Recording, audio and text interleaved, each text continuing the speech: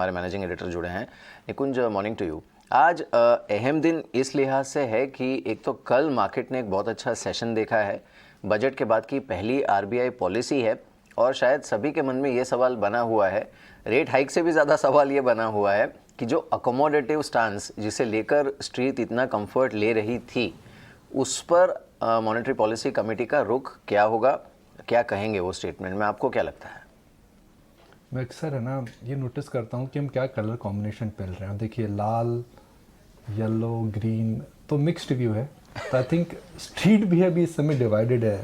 मीर इस समय डिवाइडेड है। देखिए, हम दोनों तरीके से आर्ग्यू कर सकते हैं।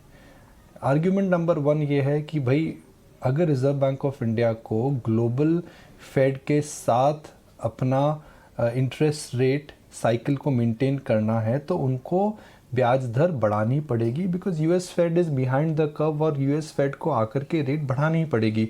तो क्या Reserve Bank of India Fed से आगे रहना चाहता है या पीछे रहना चाहता है? तो एक ये डिबेट है। दूसरी डिबेट ये है कि भाई, सरकार इस समय जो इकोनॉमी को सपोर्ट दे रही है, क्या रिजर्व बैंक ऑफ इंडिया यह सोच करके इंटरेस्ट रेट नहीं बढ़ाएगा कि सरकार इस समय जो इकोनॉमी को सपोर्ट दे रही है, इकोनॉमी को वो सपोर्ट चाहिए? क्या रिजर्व बैंक ऑफ इंडिया इस समय कोविड की वजह से जो इकोनॉमी को क्षति हुई थी, क्या उससे कन्विंस्ड है कि वो क्षति अच्छी तरह से, जो डाउनटर्न आया था वो ख़त्म हो चुका है और नई अप साइकिल चालू हो चुकी है? तो ये एक डेटा ड्रिवन इवेंट रहेगा मिहिर। मगर हाँ, जो इवेंट रहेगा उसके अंदर हॉकिश कमेंट्री ज़रूर आएगी। गवर्नर साहब पिछली बार भी हॉकिश हो चुके थे, तो क्या वह ब्याज दर बढ़ाएंगे? अगर वो ब्याज दर बढ़ाते हैं तो मार्केट ये बोलेगा जी चलिए ब्याज दर बढ़ गए, छुट्टी हुई, आगे बढ़ते हैं, क्योंकि reserve Bank of India inflation को कंट्रोल करने वाला है। देखिए, मीडियम टर्म में अगर इन्फ्लेशन कंट्रोल में नहीं आती है तो वो भारतीय शेयर बाजार के लिए ख़राब न्यूज़ है, because Indian economy is very sensitive to inflation. It is because are borrowing rates, are affordability index, there are a lot of things which are very sensitive to inflation. तो reserve Bank of India किस समय में आकर के एक लगाम tight करेगा, यह डायरेक्शन आज हमें मिल जाएगा। तो आज की क्रेडिट पॉलिसी की अहमियत काफ़ी ज़्यादा है, बिकॉज जो इन्वायरमेंट है globally, locally, budget, government borrowing, bond yield, इन कुल चीज़ों का अगर आप विश्लेषण करें तो आज की क्रेडिट पॉलिसी मेरे हिसाब से इस साल की सबसे महत्वपूर्ण क्रेडिट पॉलिसी कहलाई जा सकती है। ऑलराइट, मॉर्निंग निकुंज। आप डेटा की बात कर रहे हैं तो एक्चुअली डेटा तो यही हर बार सपोर्ट करता है कि अगर आप डेटा फिगर्स को देखिए, लास्ट क्रेडिट पॉलिसी के वक्त क्रूड सिर्फ $71 था, अब 91 के पार है। Bond yields, Indian bond yield 6.36 थी, अब 6.88 है। तो हर तरह से तो इन्फ्लेशनरी प्रेशर दिख रहा है, डेटा बता रहा है। ऐसे में बाजार अगर ये डाइजेस्ट कर चुका है, अगर जिस पोल की बात करें, एक्सपर्ट्स की ओपिनियन की बात करें कि शायद सिर्फ रिवर्स रेपो में 15 to 40 बेसिस पॉइंट्स के तब्दीलियां हों, अगर इसके अलावा किसी और तरह का डिसीजन आता है, अगर यहाँ स्टांस अकोमोडेटिव नहीं आता है, तो बाजार कैसे रिएक्ट कर सकता है? प्रियंका, हम वही बात कर रहे थे इस समय कि reserve Bank of India accommodative stance शायद नहीं रख सकता है। इसलिए नहीं रख सकता है बिकॉज काफ़ी वेरिएबल फैक्टर्स हैं, Fed, crude, bond yields, government borrowing programme. तो जो टोन और टोनालिटी है कमेंट्री की, उसको चेंज होना ही पड़ेगा।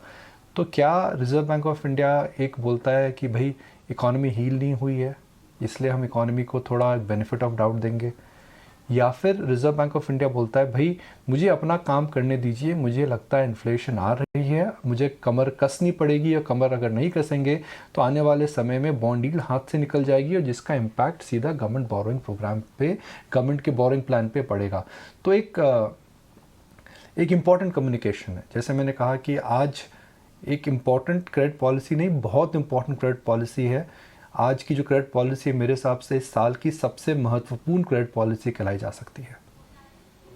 निकुंज, इसी टॉपिक को मैं आगे थोड़ा और कंटिन्यू करना चाहता हूँ, क्योंकि अगर ब्याज दरों में ठीक है वो भी नहीं बढ़ाएंगे, आप आगे कुछ ऐसी बात रखते हैं, तो रियल एस्टेट, ऑटो, जो इस तरह के इंटरेस्ट रेट सेंसिटिव सेक्टर्स हैं, उनका रिएक्शन कैसे होगा? क्योंकि जब हम इनके बारे में बोलते हैं ना, ये सेक्टर्स बढ़े क्यों, तो उसमें से सबसे इम्पोर्टेंट बात ये भी आती है कि ये सबसे सस्ते ब्याज दरों को इस समय देख रहे हैं, इसलिए बढ़ भी रहे थे। रियल एस्टेट और ऑटो, इन दोनों पर आपका क्या रिएक्शन होगा?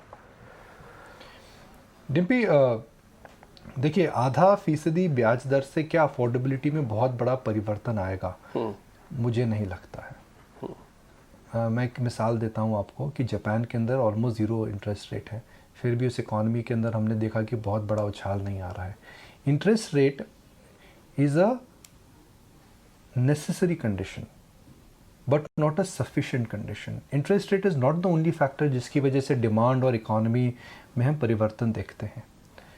जहाँ तक आपने बात करी रियल एस्टेट और ऑटो की, तो रियल एस्टेट के अंदर साफ देखिए रिकवरी हो रही है। अगर आप आसपास देखें तो क्या रियल एस्टेट की डिमांड वापस आ रही है? जी हाँ, आ रही है। जो मेरे पास डेटा है, जो मैं लोगों से बात करता हूँ, मुझे यह पता लगा है कि छोटे शहरों के अंदर जो रियल एस्टेट के प्राइसेस हैं वह बड़े शहरों से और ज़्यादा बढ़े हैं। अगर आप 6 मेट्रो से बाहर निकलें, अगर आप स्टेट कैपिटल्स के बाहर निकले, तो रियल एस्टेट के अंदर एक साइकिल में टर्न ज़रूर देखने को मिल रहा है। तो रियल एस्टेट के अंदर साफ दीजिए। अब आप रियल एस्टेट में क्या लेते हैं वो डिपेंड कर रहा है। कल झुंझुनवाला साहब ने डीबी रियल्टी लिया, उनको लगता है कि वह स्टॉक है, हाई रिस्क हाई रिटर्न वाली बेट है, उन्होंने जाके उसमें निवेश करा है। अगर आप देखिए जो बड़े निवेशक हैं इस समय डीएलएफ जैसे शहरों में जा रहे हैं। कुछ बड़े निवेशकों ने इस समय सेंचुरियो और गोदरेज प्रॉपर्टीज़ में भी निवेश करा है। तो रियल एस्टेट में तेज़ी है। होम इंप्रूवमेंट की हम काफ़ी समय से बात कर रहे हैं। आप कंपनियों की बात करें जो होम इंप्रूवमेंट में सपोज़ वो सैनिटरी वेयर के अंदर हैं या पेंट के अंदर हैं या प्लाईवुड के अंदर हैं, सब कह रहे हैं कि एक नया चक्र, एक नई साइकिल चालू हो चुकी है।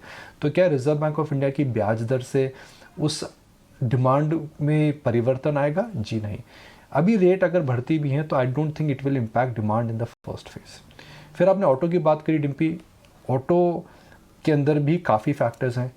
ब्याज दर से सबसे सेंसिटिव होता है सीवी सेगमेंट, फिर आपका आता है 4 व्हीलर सेगमेंट, फिर आता है 2 व्हीलर सेगमेंट। सीवी के अंदर मुझे लगता है उछाल आ सकता है। सीवी फाइनेंसिंग बढ़ रही है। अगर आप चोला के नंबर देखें, महिंद्रा फाइनेंशियल्स की कमेंट्री देखें, तो वो अपबीट सा लग रहा है माहौल। 4 व्हीलर्स के अंदर हम कई बार बात कर चुके हैं, it is EV versus non EV. और 2 व्हीलर्स के अंदर इस समय इंटेंस कंपटीशन चल रहा है। बाकी क्योंकि आप दिल्ली से हैं तो मैं लोगों को बताऊंगा, मैं दिल्ली लास्ट वीक गया था और भाई कमाल है।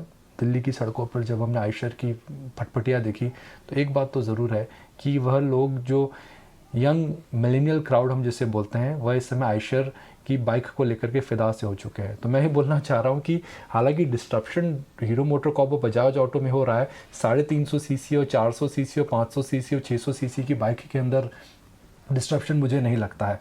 तो आयशर पे ज़रूर नज़र रखिए। हर मंदी के अंदर आयशर के अंदर मुझे लगता है इंस्टीट्यूशनल डिमांड आनी चाहिए। बाइक की जो बात करी, मैं और मीर काफ़ी समय से प्लान कर रहे हैं कि नए आयशर की बाइक पे चलेंगे। तो मीर मैं इंतज़ार कर रहा हूँ। वो शोले के अंदर जो हुआ था ना, जय और वीरू, वो हमारी जोड़ी है। बस अब बाइक ड्राइव पे जाना बचा है। आप गब्बर ढूंढ लीजिए, उसके बाद चलेंगे हम। अरे मीर, कितने सारे गब्बर हैं। आई नो ऑफ स्क्रीन बात करते हैं उसके बारे में, कौन गब्बर है। हाँ, बहुत सारा कैंडिडेट है, बात सही है। थैंक यू निकुंज, शुक्रिया इस बातचीत में शामिल होने के लिए। और आपने सही कहा, ये साल की सबसे अहम पॉलिसी है, इसकी सबसे बड़ी कवरेज भी आप ईटी नाउ स्वदेश पर देखेंगे।